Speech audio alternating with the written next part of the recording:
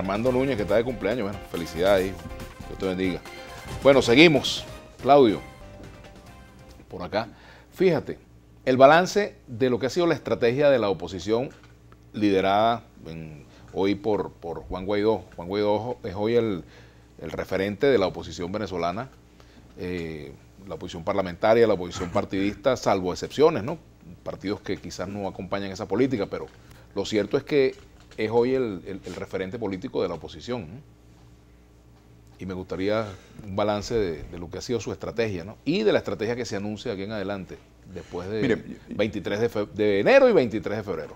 Yo comienzo por observar y regreso a la fotografía, al diagnóstico de Venezuela.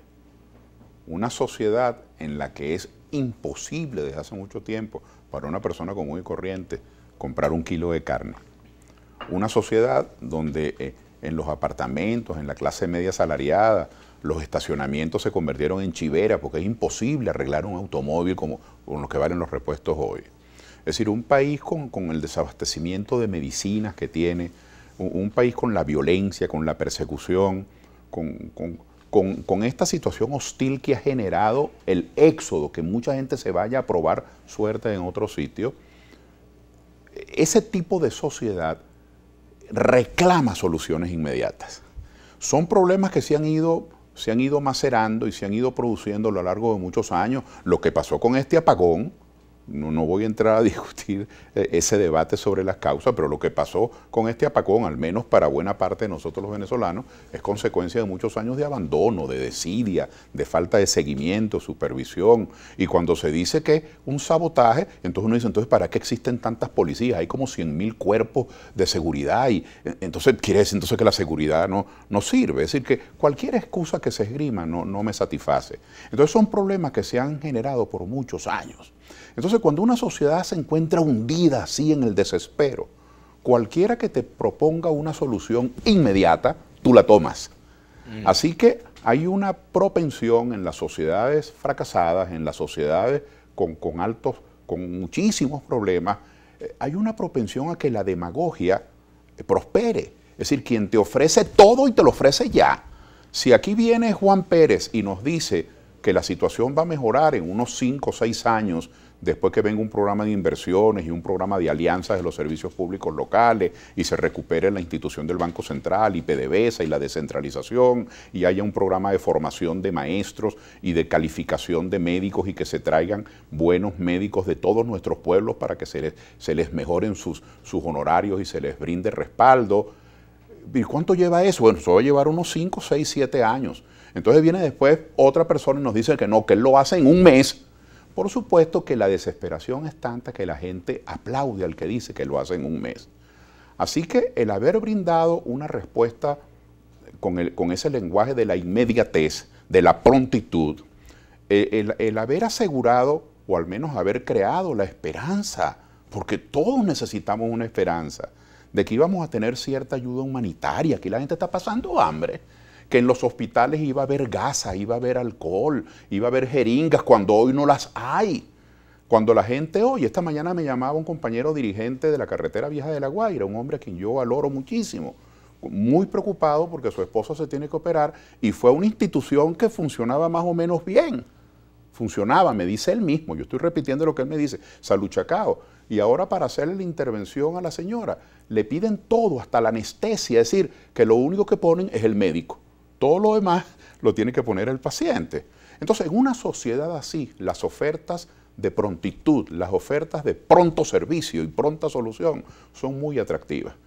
El ingeniero Guaidó, Juan Guaidó, o Juan, como cariñosamente le dice muchísima gente, es una persona carismática, es una persona trabajadora, es una persona con determinación, pero también ese lenguaje de la prontitud ha tenido que ver con las altas expectativas. Yo recuerdo que se nos dijo a los venezolanos que el 25 de febrero la ayuda humanitaria entraba sí o sí, sí o sí. Bueno, a lo mejor si en vez de haber proclamado sí o sí, se hubiese hecho una estrategia con el gobierno, que era el que estaba impidiendo que entrara, y se hubiera sentado con el gobierno para decir, si lo que interesaba era que llegara la ayuda humanitaria, bueno, decirle al gobierno, bueno, vamos a repartir eso con los alcaldes o con las iglesias o con los consejos comunales. Pero cuando el gobierno ve que quienes organizan los paquetes de las ayudas humanitarias son diputados y dirigentes de oposición, el gobierno teme, a lo mejor no tiene razón, pero teme que con eso se va a hacer proselitismo político. O si usted dice sí o sí, entonces ahí comienzan los detalles. Porque no fue solamente que se ofreció que la ayuda humanitaria iba a entrar el 25 de febrero, que por supuesto el gobierno la impidió, eso está clarísimo, sino que además se nos creó a los venezolanos, al menos yo lo sentí así, quienes vivimos aquí lo sentimos así, se dejó traspasar la idea de que en esa fecha también se acababa el gobierno. Entonces, claro, si usted le ofrece a un país que está desesperado por el cambio, que todos a partir de esa fecha va a cambiar, entonces crecen las expectativas. Cuando eso no ocurre, por cierto, ya han pasado 2 meses ya, porque hoy estamos a 18, de la juramentación de Guaidó,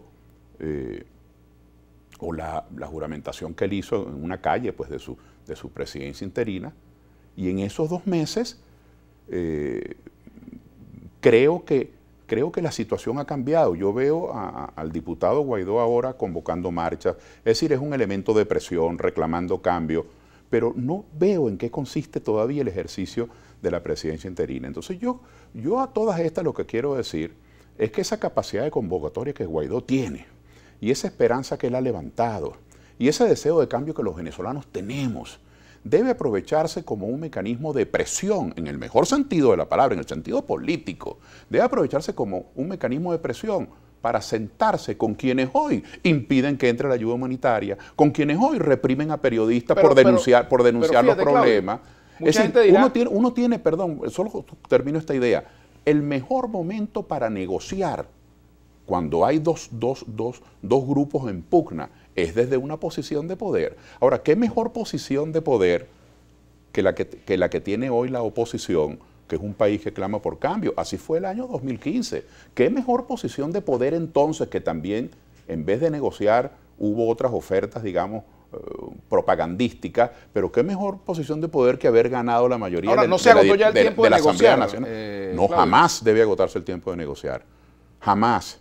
Porque los que vivimos aquí en Venezuela, quienes somos venezolanos, una cosa puede decir el señor Trump, una cosa puede decir el señor Bolsonaro o el señor Duque, una cosa pueden decir los políticos venezolanos que tienen muchos años viviendo afuera, pero los que vivimos aquí, que nuestros hijos y nietos van al mismo liceo, al mismo colegio, que nuestras mujeres hacen mercado con el mismo pulpero, con el mismo pescadero, que nosotros trabajamos en las mismas aulas universitarias independientemente de que uno sea chavista, el otro justiciero, el otro independiente o el otro independiente.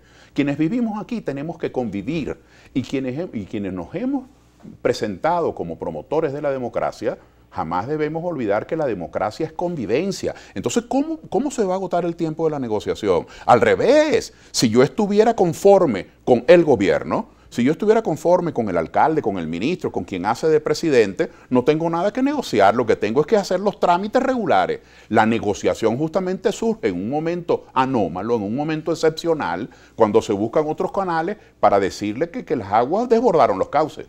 Claudio, tenemos que ir a la pausa.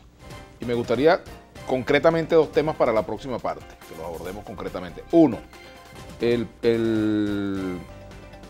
gobierno, bueno, ha estado practicando haciendo unos ejercicios militares, los convocó.